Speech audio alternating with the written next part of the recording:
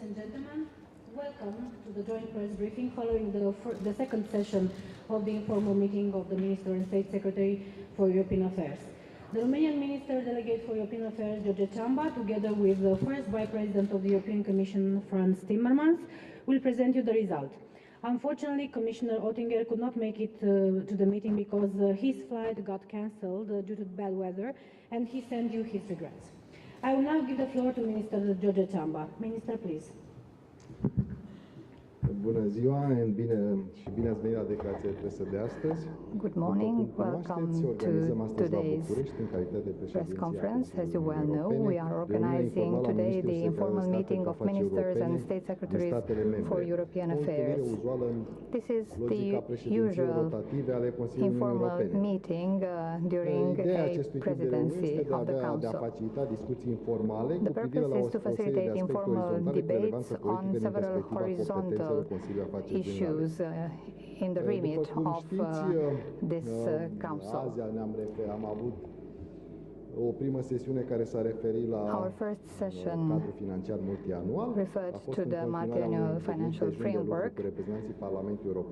Then we had a working lunch with the representatives of the Parliament on how to carry forward negotiations on the future budget of the EU.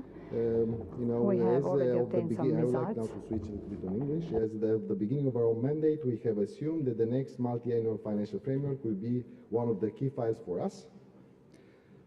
Since the first weeks of our presidency, we have started work building on the political guidance provided by the European Council in December 2018, and I want to emphasize that without results of the Romanian presidency, we cannot achieve the end result in the fall of 2019.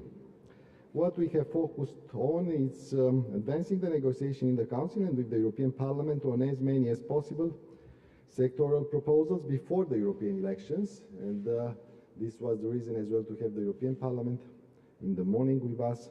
I think we are asking to open more trialogues when it comes to the sectoral proposals. We have been able to close so far 4 of them. In the same time, before we wanted to have them in order to hear their views, and it was very important to have an exchange of views, because at the end of the day, the multi-financial framework is going to be put together by the 3 institutions, by the European Parliament, by the Commission, and by the Council. We had a good discussion today, I should say. You can watch very easily the discussions on the MFF. There are public debates when it comes to the General Affairs Council, and we are going to have another one just in 1 week time. But I think it was important that in this kind of informal setting, we understood clear which are the red lines and how we can proceed in order to achieve and to have results. Yesterday we had the enlargement. Ieri am vorbit despre lărgirea Uniunii Europene. Cred că un proiect foarte important pentru România. Yesterday we talked about enlargement. This is a very important project for Romania. A stadiului în care stau cele 5 stadiul în care sunt relația cu Uniunea Europeană a celor 5 țări candidate. The current status of the 5 candidate countries. În care toată lumea este entuziasmată de ceea ce înseamnă puterea Uniunii Europene. That everybody is now enthusiastic about the soft power of the EU. It is very important, of course, that we live up to our promises, of course, on condition that candidate countries fulfill their requirements. What is important is that we get some momentum during the Romanian presidency and possibly start negotiations with Macedonia, Northern Macedonia and Albania.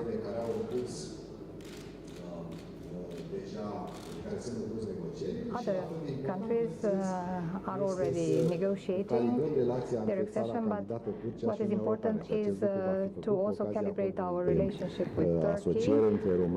And on the 15th of March, we will have an association agreement meeting with Turkey. In the second session, we discussed the strategic agenda of the Union. I think this is all 3 subjects: enlargement, strategic agenda, and enlargement are interconnected. We cannot, one of the what it means discussing about the strategic agenda. First of all, it means to take stock and to see which were the policies that were successful for the Union. And for Romania, is very decisive to say that enlargement is one of the successful policies. Is both about bringing more stability in the area and as well, enhancing the single market. This is work for Romania, and it worked so well from the point of view of growth, economic growth, and welfare and well-being. So I think it's one of the policies that Romania is a real champion of. We'll discuss the strategic agenda. Normally, you cannot do a budget without first having the lines and the directions.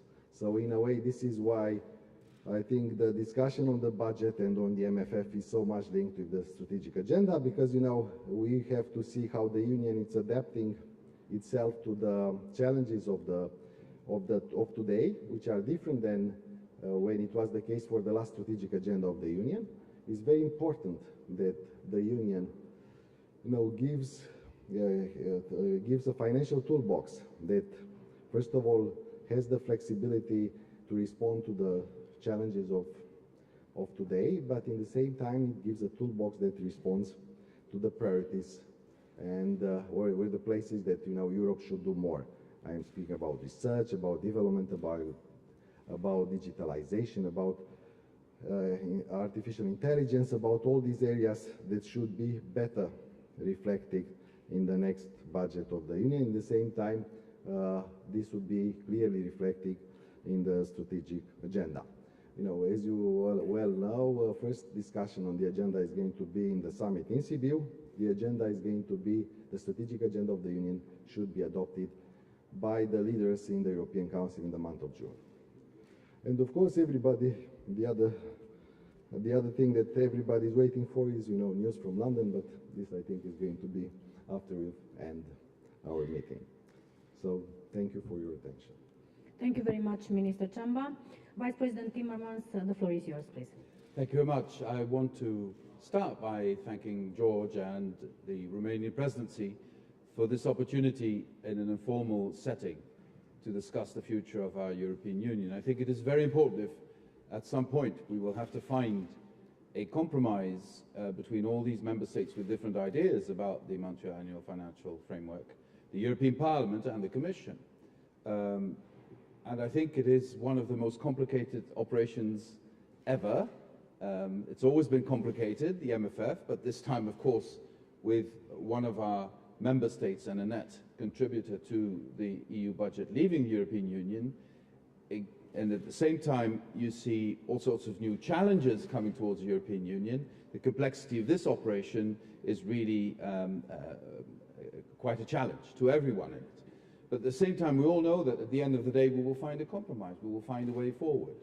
And I believe the discussion today can help clarify the position of the member states and of the institutions. We had a very useful meeting with the representatives of the European Parliament this morning.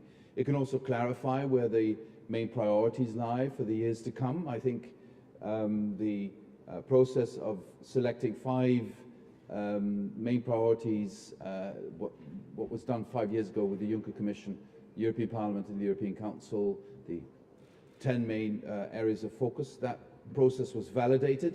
I think it did work very well. And at the same time, we all know that you have this process of identifying your priorities on the basis of where you think the European Union should be going. And at the same time, you have to be ready to act when there are new challenges that reality throws at you. And we've seen that in the last years, the biggest challenge that was thrown at us that we had not anticipated in this dimension was the migration challenge. And we responded to that, I think, in a very adequate way. And so if you devise a budget for the future, multi-annual financial framework for the future, you have to make sure you have the means to address your priorities, but you also have to make sure you have the flexibility to react to events, to react to new challenges that you perhaps cannot always foresee. And that is the Commission's position in this discussion. And I especially call on member states who are a bit wary to come to terms with the need for flexibility, call on them to look at it again in light of the challenges we have had to face in the last 5 years. And I want to echo what George said also about preparing ourselves for Sibiu and the discussion there on what the priorities will be for the future.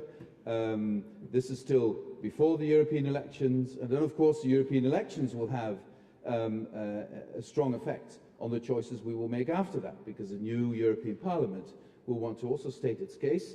The European Parliament is an institution of great importance for the strategic choices we make. The European Commission, the new European Commission, will depend on a majority in the European Parliament to get its proposals adopted, and also the Council of Ministers representing the Member States will depend on the European Parliament as co-legislator to make things happen after the election. So we're all preparing for a future that will be challenging but also promising. We have to make sure that the European Union is in a position, both internally and externally, to respond to the challenges, to use the opportunities, to make a success of the fourth industrial revolution, to make sure Europe prepares for a sustainable future, to make sure we are strong enough to face the challenges that Russia and China and other parts of the world throw at us. And these informal meetings, such as today, do help us to prepare for that. And once again, I'm very grateful to the Romanian presidency for having given us this opportunity. Thank you. Thank you, Vice President Timmermans. We will take now 4 questions, 2 from the national press and 2 from international press. So I will start from there. Please. Ladies first. Hello, Carmen Gavrila, the Public Radio. Have a question for, and if you both please answer it. What are the chances for the Nego box to be completed by the summit in June? Thank you. The Nego box for the MFF. Negotiating box. No, this is what we are working on, I think, and this is where we can find agreement. I think, we'll be coming in April, I think, with a sort of revised negotiation box that would take into account what we heard here, what we heard in each of the sessions of the General Affairs Council, plus, of course, what we are hearing on technical level. I think we are focusing a lot on the technical level because we think that, first of all, we have to go through the technical level before we touch the political decision time. But I think the other thing is even more important because this is really a deadline. The deadline is the term in office of the European Parliament. So the sectoral proposals, how many we are going to be able to close during the term in office, these are going to be the ones that are going to be really the footprint of the Romanian presidency. Well, from the Commission, we have very strong belief in the ability of the Romanian presidency to deliver. And I think the facts demonstrate this. This presidency has been extremely successful in closing a lot of issues that were still on the table. I want to mention one that was decided last night between the co-legislators on whistleblowers. This is really, groundbreaking stuff. And thanks to the Romanian presidency, we bring this to a good end. And so I honestly believe that if there's one presidency that can, create the momentum so that we can move forward also on the MFF, it is the Romanian presidency. Thank you. The other question there. Ion Ciobăchescu, France Press Agency. I have a question about Brexit for both Minister Ciamba and First Vice President Timmermans. Some British MPs said that the latest agreement between Jean-Claude Juncker and Theresa May brings little to no change to either the exit agreement or to the future relations. What's your take on this? And what do you think are the best and worst scenarios if the British MPs vote down the deal today? Thank you. I already responded at doorstep. I think we are keeping our fingers crossed. I think we hope that Europe has shown the will of compromise, and the member states showed both unity and will of compromise, and we hope this is going to help. But the vote belongs to the British Parliament. I think the European Commission over the last 2 years has done everything humanly possible to make sure that Brexit does as little harm as possible to all sides. The British people have decided to leave the European Union. We need to respect that decision, even if it makes me unspeakably sad, frankly. But that's a decision taken by the British people, and I think we as European politicians have a very strong responsibility to make sure we do as little harm as possible. And I honestly believe the withdrawal agreement is the best possible outcome, given the circumstances and the political realities in the United Kingdom. And I honestly believe that Jean-Claude Juncker made an incredible effort last night to also accommodate the latest requirements from the British government. And now it's up to the House of Commons to decide in a meaningful vote. But I think, you know, the responsibility we felt as European Commission and the responsibility which we dealt with over the last 2 years was huge. And I have to say that what Jean-Claude Juncker did last night in an effort to make sure that we don't do as little harm as possible in this process, what he did last night, I think is of great importance, and I do hope this is also seen as such by the members of the House of Commons. Thank you. There, please. Alina Eftimie from Romania TV. I have a question for both, if it's possible. In the context of the challenges faced by the European Union, street movements, migration or terrorism, how do you see the future of the European Union? Yeah, no, actually, this is part of the challenges, and this is what we are discussing.